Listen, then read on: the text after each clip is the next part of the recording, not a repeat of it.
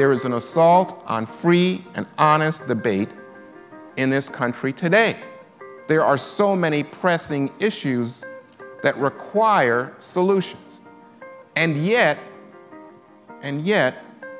people feel that they have to bite their tongues, that they can't speak their minds without fear of being scolded and told to shut up, or as I said in my case, fired. We can have no solutions to our most important issues in this world, especially here in America today, without freedom of debate and freedom of speech. It was one of the press barons, Beaverbrook, who said it so well. News is what somebody's trying to hide. All else is advertising. The way I think about it, when I produce a broadcast, is to make it a fulfilling experience for the viewer. I think we prove every single week that Americans are hungry for the kind of reporting that we put on Sunday nights.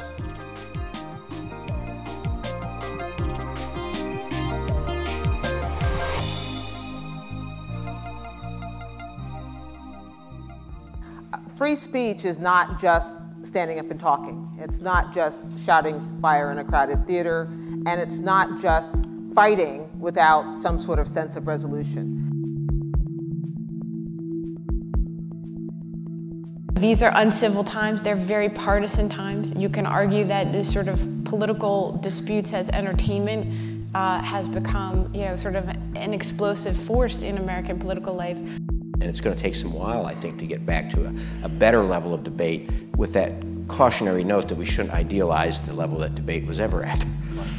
There's also reason for optimism about fact-based journalism, that there is, in fact, in this new technology, the hope for the future, that there are new ways of telling stories, new ways of gathering information. The secret is, how do we manage our speech? What controls do we put and not put in our speech? And how do we value it?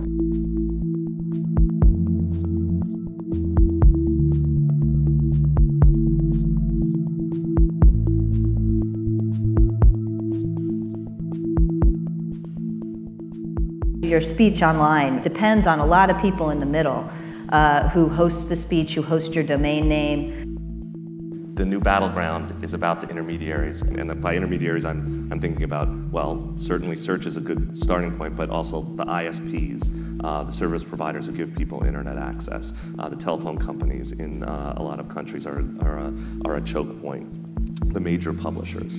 And the platforms for speech. Those are the new targets. I think it's important as we think about free speech in the age of the internet to really look seriously at how the technology works and make sure that if we really care about free speech, that we protect the intermediaries all the way, that are necessary all the way. If you make intermediaries the gatekeeper, that I think will have a very chilling effect on speech.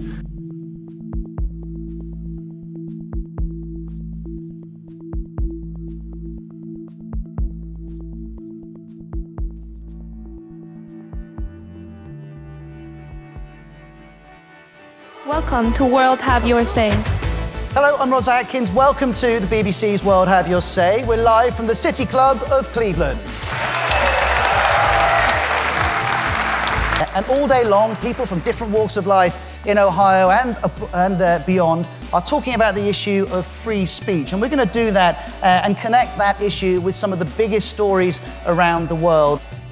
If you look at the Occupy Wall Street protests, so much has been learned from the protests that have been taking place in the Arab world. And I think, maybe we're asking the wrong question. The right question is, should we have been paying more attention to what was going on in the Arab world earlier than we did? I agree with Jamil about this. I mean, I wish the U.S. had been working more with civil society to build freedoms in these countries and less with the militaries and the intelligence services. There's some element of darned if you do, darned if you don't in this. Oh, if you go abroad and you promote what you want and you support somebody, well then you're just saying what's best for everybody. But if you engage in national self-interest and realpolitik, of course there's something wrong with that too. Maybe isn't it possible it's a little harder than it looks? To all of you here and to all of you listening, thank you very much for your contributions. I'll speak to you tomorrow.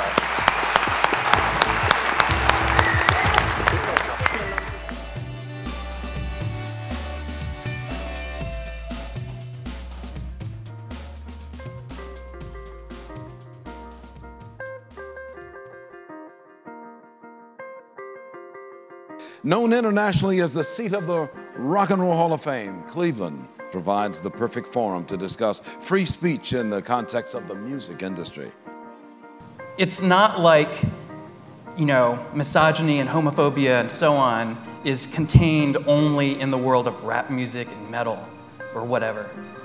Music. I mean, that's just absurd. It's an expression of the kind of crap that goes on in our society. It's all over the map, just like any art form. It can be as offensive to me to be at an NFL game sometimes as hearing a record. You know? So I don't isolate it to the music. I tell artists alongside me and even after me to say, yo, just be true to your bone and go from there. And if they call it controversial, understand that it's just your point of view versus theirs. Freedom is what happens when you say something somebody disagrees with. There is no freedom of speech until you have that argument.